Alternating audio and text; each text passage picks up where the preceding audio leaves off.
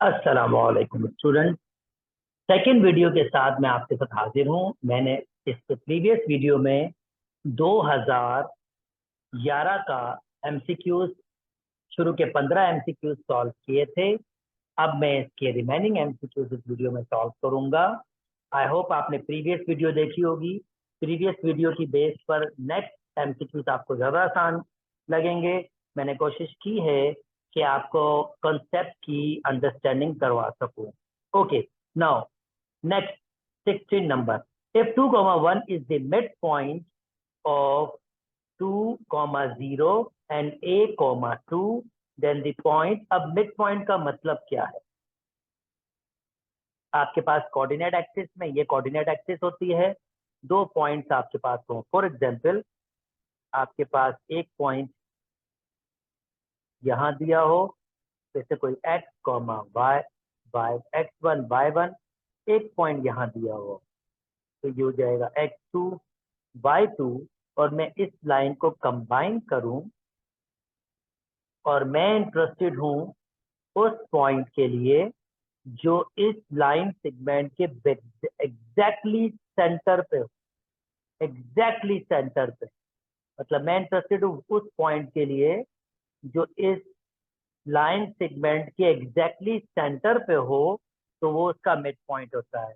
और इसका फार्मूला आपके पास होता है x बराबर होता है, यानी अगर आपको ये मिड पॉइंट चाहिए तो 2x की वैल्यूज को जमा कर दें और डिवाइड कर दें 2 से। सिमिलरली y आपको चाहिए तो 2y की वैल्यूज को जमा कर दें और डिवाइड कर दें 2 से। इस वक्त हमें मिड पॉइंट गिविंग है, ये हमें 2, 1 दिया हुआ है और हमें एक पॉइंट भी गिविंग है 2, 0। और यहाँ पर हमें x2 की जगह a दिया हुआ है और ये 2 दिया हुआ है और मुझे ये x2 फाइंड करना है। बहुत सिंपल सा कॉन्सेप्ट है। अगर मुझे x2 चाहिए तो मैं 2y की वैल्यू, यानी ये x कब मिला होगा, ये 2 कब मिला होगा, जब मैंने 2 में, यानी इस 2 में जमा किया होगा a को, इस 2 में जमा किया होगा a को और डिवाइड कर दिया होगा 2 से, तो तब आपको ये मिड पॉइंट 2 मिला होगा। अब यहां से मैं a की वैल्यू फाइंड करूंगा बाय क्रॉस मल्टीप्लीकेशन। ये हो जाएगा 4, दोनों साइड पर -2 ऐड कर देता हूं। ये 2 से 2 कैंसिल हो जाएगा। 2 इज इक्वल टू a, यानी a की वैल्यू आपके पास 2 है। सिमिलरली आप वेरीफाई कर सकते हो कि अगर दो y की वैल्यूज को मैं जमा करूं, दैट मीन्स जैसे y1 और y2, 0 + 2 डिवाइड बाय 2, आप देखें 1 के बराबर आ रहा है। देखें ये 1 के बराबर आ भी रहा है, तो आप वेरीफाई कर सकते हैं। बहरहाल ये एमसीक्यू सॉल्व हुआ, इसका आंसर हमारे पास 2 है। नाउ नेक्स्ट, इसी लाइन का कॉन्सेप्ट आपके पास है। कहता है यार, in a giving diagram the point B is equal distance from A and C. अगर ये इक्वल डिस्टेंस है, नोटिस कीजिए, अगर ए से बी और बी से सी इक्वल डिस्टेंस है तो इसका मतलब बी मिड पॉइंट पर है। अगर बी मिड पॉइंट पर है यानी एक्स कॉमा वाई के कोऑर्डिनेट्स होंगे, तो एक्स कैसे मिल जाएगा हमारे पास? हम 2x की वैल्यूज को जमा करेंगे और डिवाइड कर देंगे 2 से। सिमिलरली y कैसे मिल जाएगा? अगर हम 2y की वैल्यूज को जमा करेंगे और डिवाइड कर देंगे 2 से। तो अगर मैं इसको जमा करता हूँ, ये हो जाएगा 10 डिवाइड बाई 2, 5। और 5 सिर्फ और सिर्फ b पे दिया हुआ है। यस, ये इसको सॉल्व करेंगे तब भी हमारे पास 30 आ जाएगा, पर जरूरत नहीं है इतना टाइम वेस्ट करने की, वैसे भी एमसीक्यू है तो आप डायरेक्टली, क्योंकि और कहीं 5 दिया हुआ नहीं है कोऑर्डिनेट, खाली ये, तो आप डायरेक्टली इसको आंसर दे देंगे। चले जी, नेक्स्ट मूव कर जाते हैं, रेडियन। ओके, कॉन्सेप्ट आपका रेडियन का है। मैंने इसकी वीडियोस भी बनाई हैं ट्रिग्नोमेट्री की। ट्रिग्नोमेट्री के कंप्लीट चैप्टर की मैंने वीडियोस बनाई है, मैं वो भी लिंक शेयर कर रहा हूँ इसी में। अगर आप चाहें तो वो पूरी वीडियोस देख सकते हैं। मीनवाइल मैं ये कॉन्सेप्ट आपको समझा देता हूँ। In a giving circle, length of a arc A B, ये आर्क, ये आर्क है A B, and the radius O A, ये रेडियस है, ये भी रेडियस है। लेंथ, इसकी लेंथ, ओ ए तो रेडियल सेगमेंट है, इसकी लेंथ रेडियस होता है, आर इक्वल डेफिनेटली अगर आपके पास ये रेडियल सेगमेंट की लेंथ और आर्क लेंथ ये एग्जैक्टली बराबर हो, सिमिलरली ये भी रेडियल सेगमेंट है, तो ये जो एंगल बनता है ये एंगल थीटा, इसको हम एक रेडियन कहते हैं। ये डेफिनेशन ऑफ रेडियन है। एक रेडियन कब बनता है? जब रेडियल सेगमेंट और आर्क लेंथ की लेंथ बराबर हो। इसका मतलब इसका ऑप्शन आपके पास ए होगा। नेक्स्ट, अब रेडियन को डिग्री में कन्वर्ट करना है या डिग्री को रेडियन में, बहुत सिंपल है। एक रेडियन बराबर होता है पाई अपॉन 180। कैसे होता है मैंने ये अपनी वीडियोस में समझाया है, मैं लिंक में आपके पास शेयर कर दूंगा, आप वहां पर वो लिंक देख भी सकते हो, मतलब ये पूरी वीडियो देख सकते हो कि किस तरह से हमने 1 डिग्री पाई अपॉन 180 के बराबर कहा है, वो बिल्कुल जाके वीडियो देख सकते हो। मैं लिंक शेयर कर दूंगा इसी वीडियो में, तो आप वहां देख सकते हैं। 1 डिग्री बराबर होता है पाई अपॉन 180 के, पर हमें 60 डिग्री बताना है, तो मैंने 60 को दोनों साइड से मल्टीप्लाई कर दिया, तो इसको इससे कैंसिल हमने कर लिया है। ठीक है, 60 डिग्री को इन टर्म ऑफ रेडियन, और 6 के टेबल में 1 टाइम्स और 3 टाइम्स ये रेडियन है, तो ये रेडियन के बराबर होता है, यानी 60 degree in term of radian बराबर होता है पाई बाय 3 रेडियन के। तो पाई बाय 3 आपके पास आंसर है। आई होप आपको मेरी ये बात भी समझ आ गई होगी। जल्दी से नेक्स्ट मूव करते हैं। Okay, area of a sector, आप फार्मूला शीट में जा सकते हैं, आप देखें ट्रिग्नोमेट्री वाले उसमें जा सकते हैं, ट्रिग्नोमेट्री। ओके, इन्होंने ये रहा, ये देखें ये फार्मूलाज इन्होंने दिए हुए हैं सारे के सारे ट्रिग्नोमेट्री वाले पोर्शन में। आप यहाँ ये फार्मूला के जरिए इसको सॉल्व कर सकते हैं। This is not a difficult task. तो देखें, ये एरिया ऑफ अ सेक्टर का फार्मूला दिया हुआ है, ये आर्क लेंथ का फार्मूला दिया हुआ है, मैं ये फार्मूला यूज करूंगा एरिया ऑफ अ सेक्टर। तो एरिया ऑफ अ सेक्टर की अगर मैं बात करूं, let me clear it.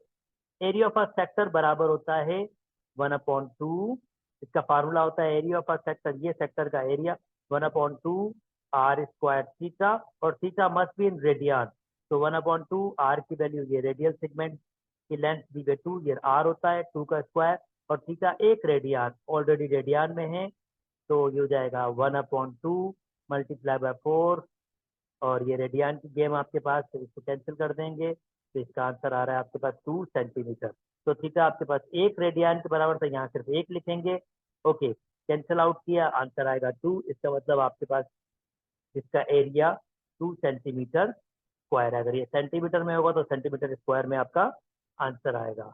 Okay दोस्तों, मैंने आपको, अगर आपको 30, 60 और 45 के रेशोज की डायरेक्ट वैल्यूज चाहिए, मैं ऑलरेडी ये वीडियोस इसकी बना चुका हूँ। आप ट्रिग्नोमेट्री का पूरा चैप्टर की वीडियोस देख सकते हैं, मैं लिंक पे शेयर करूंगा, वहां पर ये जिस तरह से चीजें बनी हैं वहां से आप खुद देख सकते हैं।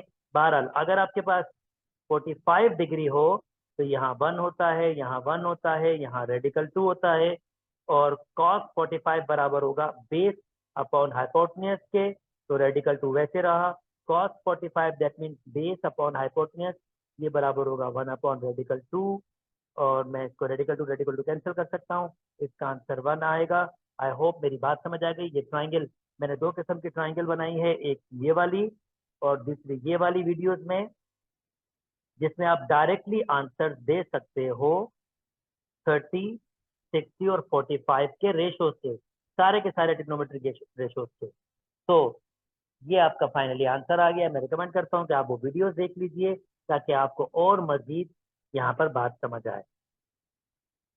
Okay, in a following right angle triangle length of hypotenuse, अब लेंथ ऑफ हाइपोटेन्यूज, अगर राइट एंगल ट्राइंगल में हाइपोटेन्यूज देखना है तो वो सबसे बड़ी साइड होती है, और इस वक्त सबसे बड़ी साइड आपके पास ये है, और इसके अपोजिट एंगल बी है। हमेशा हाइपोटेन्यूज का अपोजिट एंगल 90 का एंगल होता है। अगर ये राइट एंगल ट्राइंगल वो बोल रहा है तो हाइपोटेन्यूज ये होनी चाहिए, और इसके अपोजिट एंगल बी, ये राइट एंगल ट्राइंगल होना चाहिए। तो कह रहा है in the length of hypotenuse and writing, तो ये हमारे पास सी ऑप्शन होगा, 5 रेडिकल 2 और एंगल 2 एंगल बी हमारे पास करेक्ट ऑप्शन होगा। आई होप ये वाला एमसीक्यू भी समझ आ गया है आपको। चलो जी, नेक्स्ट मूव कर लेते हैं। ओके, अब कॉन्सेप्ट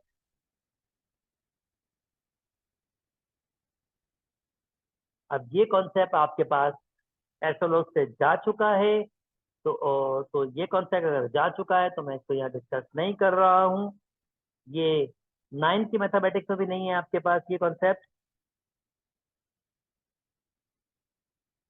तो मैं इसको बिल्कुल डिस्कस नहीं कर रहा हूँ।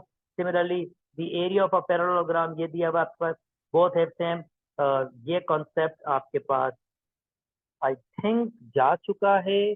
चले फिर भी इसको सॉल्व कर लेते हैं, अगर क्वेश्चन दे तो सॉल्व कर लेते हैं। एक पैटर्न बन रहा है तो बना लेते हैं।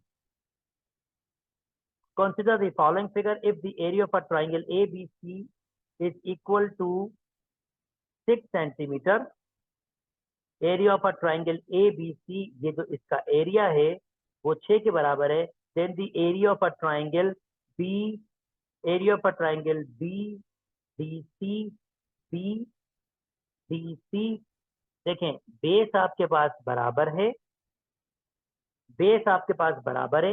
बेसिकली ये एसलोस क्या है मैं आपके साथ ये डिस्कस कर लेता हूँ। ये एसलोस की डिमांड क्या है। अगर आपके पास दो पैरेलल लाइन हो तो उनके दरमियान पर जो परपेंडिकुलर लेंथ होती है वो एग्जैक्टली बराबर होती है, यानी ये और ये लेंथ एग्जैक्टली बराबर होगी। शर्त ये है कि ये 90 का एंगल बना रही है, यानी परपेंडिकुलर लेंथ होगी। अब यही नोटिस करें, इसी को थोड़ा सा एक्सटेंड करते हैं और फर्ज करते हैं मैंने एक ट्राइंगल कंस्ट्रक्ट किया है यहाँ पर, लाइक दिस वन। अब इसकी बेस आपको दी हुई है मैंने 4 के बराबर, और हाइट ये जो लेंथ है फर्ज करते हैं ये आपके पास 3 के बराबर है। तो ये जो हाइट है ये आपके पास 3 के बराबर है। तो एक ट्राइंगल का एरिया कैसे निकाल सकते हैं, वो उसका फार्मूला होता है 1/2 बेस इंटू हाइट। अगर मैं इसको सिंप्लीफाई करूंगा तो एरिया आपके पास क्या आएगा, 6। सिमिलरली अगर मैं एक और ट्राइंगल बनाऊं, एक और ट्राइंगल बनाऊं यहीं पर, लाइक दिस वन, एक मैंने ये बनाया और मैंने यहाँ पर एक पॉइंट दे दिया है और ये भी 3 के बराबर है। ये मैंने लेंथ खुद से दी 3 के बराबर। अब मुझे पता है एल्टीट्यूड यानी कि परपेंडिकुलर, ये तो 3, क्योंकि इन दो पैरेलल लाइंस के डिस्टेंस, इनके दरमियान जो भी परपेंडिकुलर डिस्टेंस होता है वो हमेशा बराबर होता है, यानी जो डिस्टेंस इसका होगा वही डिस्टेंस इसका होगा। और अगर मैंने बेस भी सेम दिए, सॉरी ये 4 दिए और ये मैंने हाइट वही 3 आपके बराबर है, और मैंने अगर बेस भी सेम दिए, अगर बेस सेम दिए तो इस ट्राइंगल का एरिया भी वही होगा 1/2 बेस इंटू हाइट। बेस दी 4, हाइट मैंने दिया है 3, और इसका आंसर भी 6 होगा। इसका मतलब इस दो ट्राइंगल्स के एरिया सेम हो गए। इसी कॉन्सेप्ट को देखो मैं यहाँ कैसे अप्लाई कर रहा हूँ। लाइन बनाई, let me try this line again.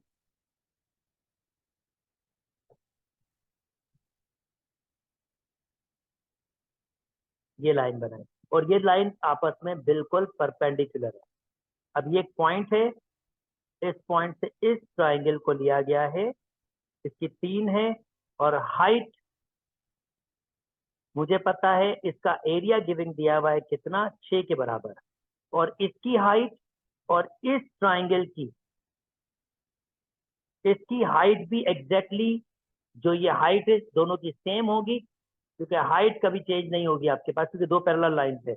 और अगर बेस भी सेम हो, हाइट और बेस सेम है, तो डेफिनेटली इसका एरिया भी 6 के बराबर ही होगा, क्योंकि इसकी बेस भी 3 है, इसकी बेस भी 3 है, हाइट भी सेम है। वही कॉन्सेप्ट 1/2 बेस इंटू हाइट। अगर बेस और हाइट दोनों की सेम है दो ट्राइंगल्स के, तो उनके एरिया डेफिनेटली बराबर होंगे। अगर इसका 6 है तो इस वाले ट्राइंगल का एरिया भी 6 के बराबर होगा। उम्मीद करता हूँ मैं अपनी बात आपको समझा पाया हूँ। चले नेक्स्ट आ जाते हैं पैरेललोग्राम के में। The area of a parallelogram ABCD and a rectangle are equal, ये दोनों का एरिया सेम है। If both have the same altitude means ये लेंथ और ये लेंथ दोनों की सेम है, आप जानते हैं ये और ये बराबर होते हैं, इसका मतलब ये लेंथ और ये लेंथ आपस में बराबर होंगी, then A B is equal to E F no it not necessary, A B is equal to E F. अच्छा, एक और चीज, A B is equal to E F मेरे ख्याल में शायद ये बराबर होना है, रीजन रीजन रीजन ये है, ये दो पैरेलल होती हैं, नंबर वन ये भी पैरेलल होता है पैरेललोग्राम में। अब देखें इनका अगर एरिया सेम है ना, तो इनके एरिया का क्या फार्मूला होता है, 1/, बल्कि 1/2 नहीं होता, base into height, base into height, इसकी बेस ये है, इसकी हाइट ये है, यानी इसकी हाइट इस वक्त एच है, ये भी एच है, ये बराबर है आपके पास, इसमें खुद आपके पास क्या है, एल्टीट्यूड बराबर है।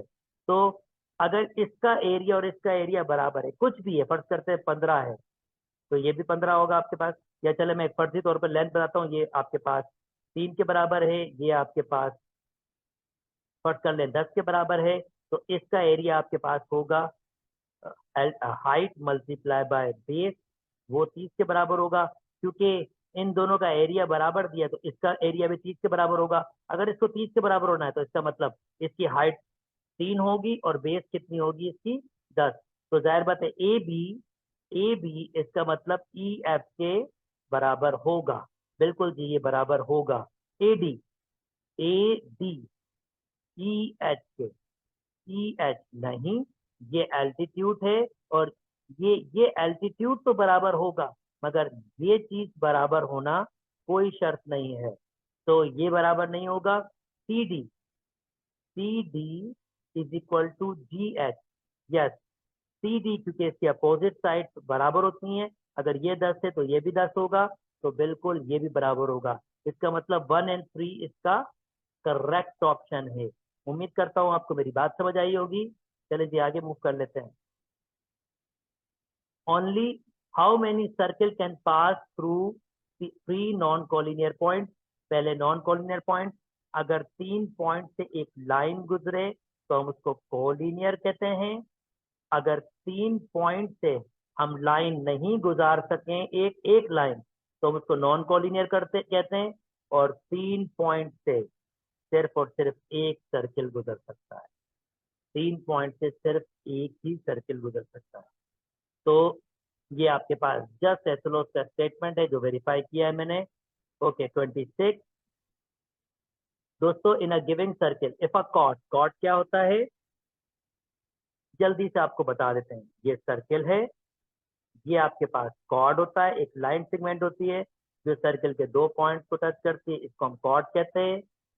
अगर कोई लाइन सेगमेंट डायमीटर से कोई लाइन सेगमेंट सेंटर से गुजरे, वो भी कॉर्ड होती है, मगर उस कॉर्ड का स्पेशल नाम डायमीटर होता है आपके पास, ठीक है, उसका स्पेशल नाम आपके पास डायमीटर होता है। अच्छा जी, अब इसका स्टेटमेंट क्या है, इस स्टेटमेंट में आपको समझा देता हूं।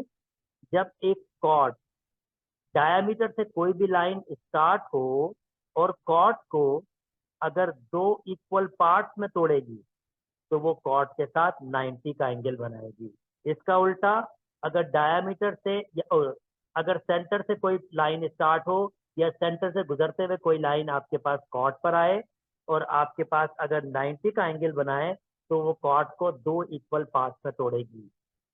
अब देखते हैं ये क्या कह रहा है। In a given circle, if a chord PT and the diameter QR are intersected each other such that measurement of PS अगर ये भाई साहब SC के बराबर है, तो एंगल कौन सा, RST, तो ये एंगल डेफिनेटली सिर्फ और सिर्फ 90 का होता है। ये जस्ट थ्योरम का स्टेटमेंट है, नथिंग एल्स, ये मैं आपको ऊपर एक्सप्लेन कर चुका हूँ। ओके, नेक्स्ट थ्योरम का स्टेटमेंट है, आपके पास अगर सर्किल हो और 2 कॉर्ड्स आपके पास हो और कॉर्ड्स की लेंथ बराबर हो, तो सेंटर से अगर कोई परपेंडिकुलर बनता है, डेफिनेटली अगर परपेंडिकुलर बनेगा सेंटर से कोई, तो वो उसको 2 इक्वल पार्ट्स में भी तोड़ता है। ये 2 कॉर्ड्स बराबर है, फर्ज करते हैं ये 10 के है तो ये कॉर्ड भी 10 के बराबर है। तो अगर सेंटर से कोई लाइन आती है 90 का एंगल आती है तो इसका मतलब वो उसको हाफ पार्ट में तोड़ती है, 5 5 5 5, ठीक है, 90 का एंगल बनाती है आपके पास।